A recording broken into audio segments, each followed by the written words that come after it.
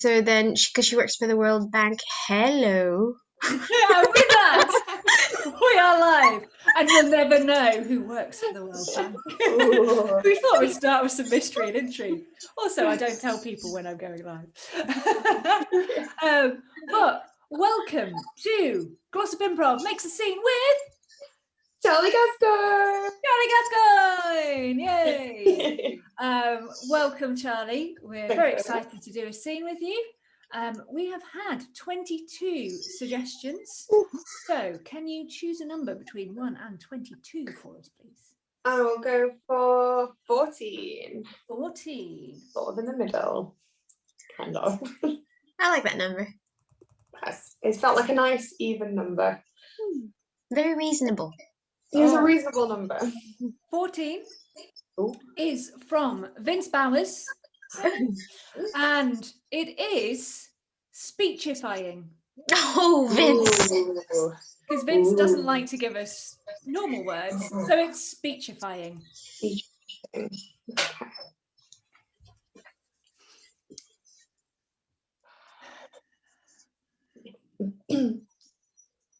One, two. 1, 2. Yep, that sounds good. That sounds great. Okay. You can get me. Yep, we're picking you up. Yeah, I feel like maybe the light isn't like super on me. I don't like, it's a little. Oh, is it getting me fully? I don't know. I just feel like there's a shadow. Yeah. Tracy. Yeah. Could you just shift the lights just a little bit? Just okay. To make sure. All right. Okay. But before I do you like the hanging plants that I set up? It took me a week to do this. Yeah. Really nice. I think really that set things off really well. So this light? She's work experience, you know. This light, yeah. No, that's the one. Okay, just Oh no, just angle it down a little bit. So it's not. Yeah, that's better. Yeah. Okay. Perfect. Oh God. I'm all right. Okay. The light is completely gone now. Now that I know she's fine, the light is just. Yeah. I'll turn on the main light. Okay. We'll just have to. We'll just have to. What we've got. Okay. Yeah. As long as I can be seen. No, it's fine. It's fine. I've done this talk in lots of venues. You know, it's always a little piggledy. Yeah. It's fine. But I mean, you know, the main thing is that your message gets across. Yeah. And what a message it is. Oh, yeah. Thank you. No, it's always nice to meet a fan. So I meet so many fans. So you know, it's such a small word, fan. it doesn't capture my feelings. Okay. Right. Well, Tracy's got the teleprompter all set up for you, so your speech is fully programmed into there, so you can just read off that. So that's all sorted, is it, Tracy? Did you say teleprompter? Yeah, I sent you Jane's speech to program into the teleprompter so that she can, you know, read it as she's going along. Quite a long speech. It's not all up here yet, you know. Maybe 20 more sold out tours, and maybe, but no, not quite yet. I thought you said a tall comforter, so I have a tall comforter. Right. No problem. We can set you up with an earpiece, and we just relay it to you through the earpiece, and you just be able to hear us speak, and then you just be able to do it from that. Yeah. Okay, so that's okay. It's all good. You know, it's all fine.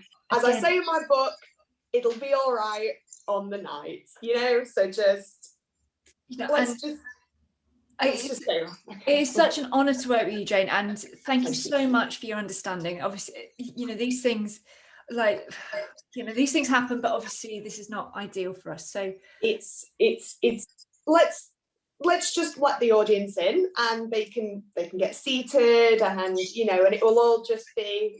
So I assume the tickets all went online fine. I don't normally check Yeah, them. no, So I assume Tracy's that all been got really, sorted. really good on that. Like, yeah, she's been sending me, daily updates of the ticket sales and all of that. And Fantastic. Miriam.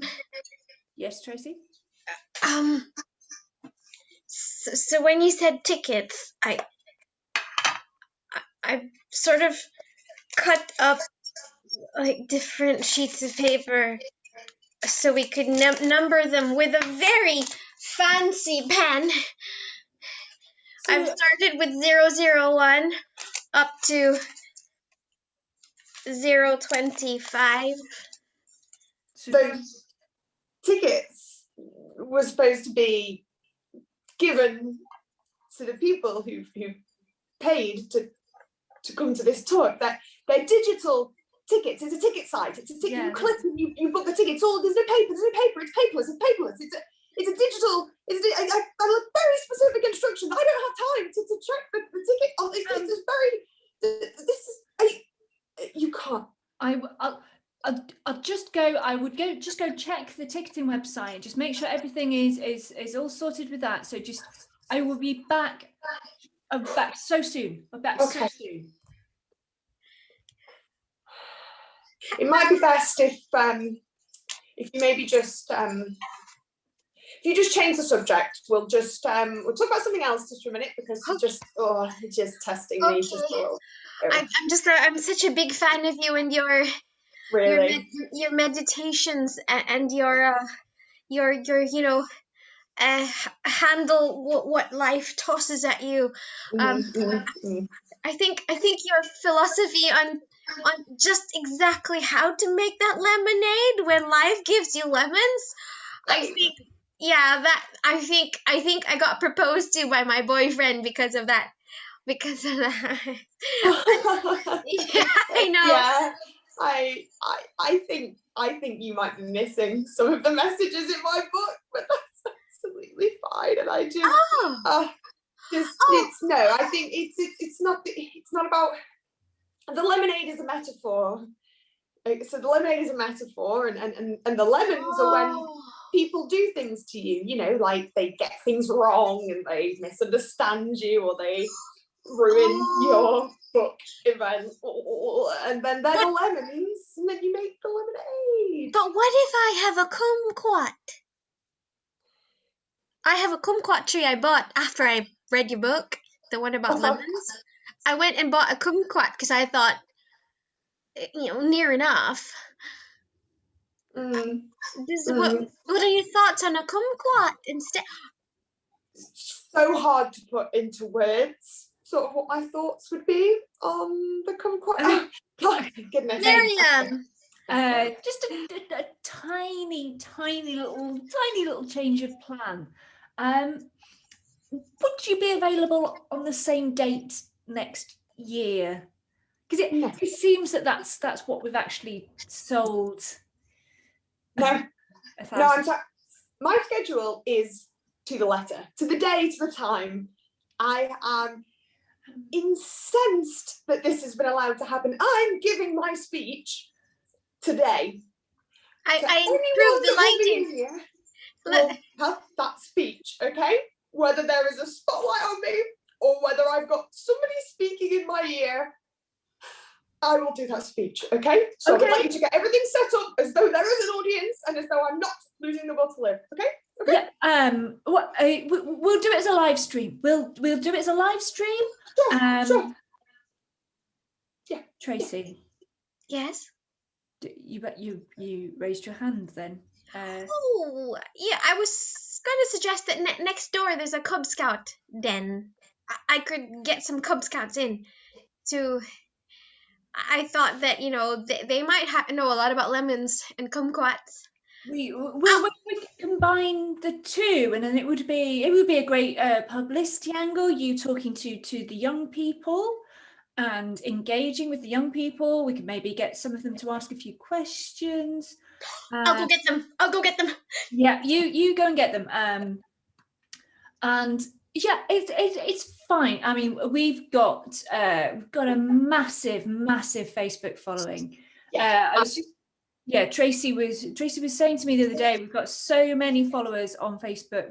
We're up to over 100,000 now. So, you know, it's going to go out to a lot of people, and it's gonna look really, really good with you. And this way we can just do it a bit more relaxed, a bit more informal. Tracy, yes. So I was just telling Jane about how many Facebook followers we've got on our Facebook page. You said it was about 100,000, didn't you? Miriam, I was talking about Sims. The Sims. I had simulated this talk in my Sims game. In the Sims game, this talk and my friends.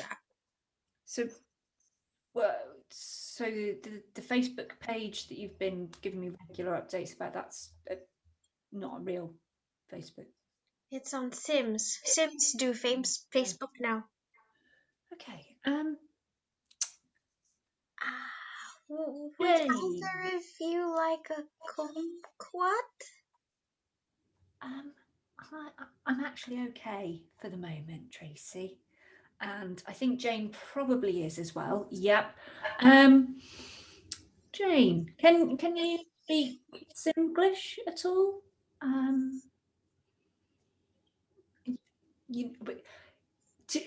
To be honest, you could give your speech within the Sims, and you wouldn't have to actually say anything that made sense. So it's, you know, when life gives you lemons, you get kumquats instead.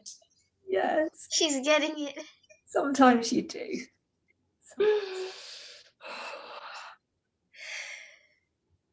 And scene. Wonderful. Oh dear, I was trying not to like crack so many times and the actual kumquats came on. Oh dear. Excellent integration of fruits there, Sekki. I actually did have a couple of kumquats. Wonderful. Oh, that was so much fun. Oh, that was really fun. Thank you. Gosh, yeah, that was very physically demanding of Charlie because she has to just get more and more wound up. You know? You did a really good job. Just being like.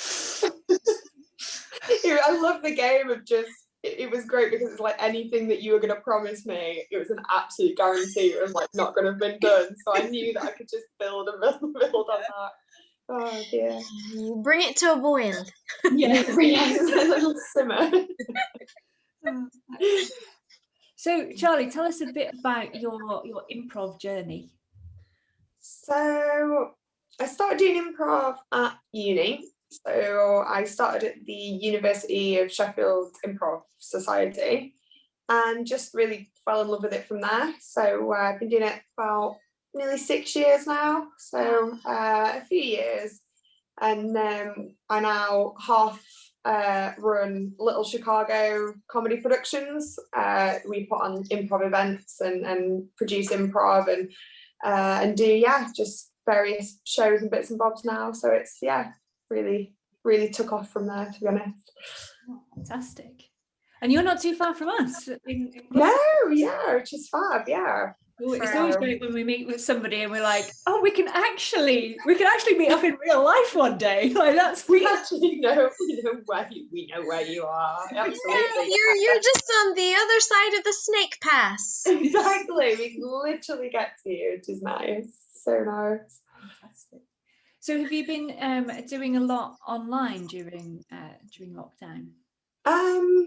Definitely early on. I think it tapered off a little bit, I think, more recently, but certainly I think when lockdown kind of first kicked in and it was maybe a bit more of a novelty and we were like, oh, how can we kind of, what do people want? What people must want to watch loads of improv and stuff. So we were sort of doing more, but we found that it was tricky, I think, to keep it up consistently, which is, I think, we perhaps made the mistake of doing like full long shows when actually we'd have been far better doing like smaller bits. I think would have definitely been better. But yeah, the bits that we did, we enjoyed, and it was like a challenge, especially doing it live, because you don't really know what's going on. You don't know what the you don't know who's watching necessarily. You don't know. It's like, so what's weird, going on. isn't it? To start with, you're just like, I think people like this. I hope so. There's like no feedback, like there's no laughter coming in, there's no all the stuff that you would normally be getting. So yeah, it's definitely been something to kind of overcome, but it's definitely been a fun challenge. Yeah. It's just it's nice to have it as a sort of an outlet, you know, when things get really stressful and, you know, like normal everyday life is sort of grinding you down a bit, like just doing something like this. And that's why like these 10-minute scenes are great, because they're just like, oh, we just like, it's going to take like half an hour, but it's like a nice little like boost in the day. Absolutely, yeah, definitely. And I think it's nice as well, I think, to keep like content coming out as well, because like as a group, like we found that we were almost worried that like without being able to do our shows or without being able to go and see people and go to other people's shows, that you're worried that no one's going to know who you are in 12 months. So it's almost that nice kind of been like, we're still here, we're still making stuff, it's a bit different, but we're still here. And so I think that's been a good reason to do it, kind of thing. Yeah. So speaking of going online and performing online, are there upcoming shows or get-togethers or workshops that you and your group are doing? Off the top of my head, I don't think we've got any upcoming soon, but we do have some of the ones that we've uploaded and are on our Facebook pages. So so the group that I'm in, Long Boy and the Noise, so just the two of us. I think there's at least 2 of the shows that we've done during lockdown are still up on there for people to see, and any bits of stuff that we do always just sort of go straight on our social media. So they're on the Facebook. Wonderful. Lovely. Well, you're always welcome to come and play with Glossop Improv. I was saying before we went live that perhaps people don't know why we're called Glossop Improv. I was talking to somebody the other day and they were like, oh, Glossop is a place? It's a word that you'd made up.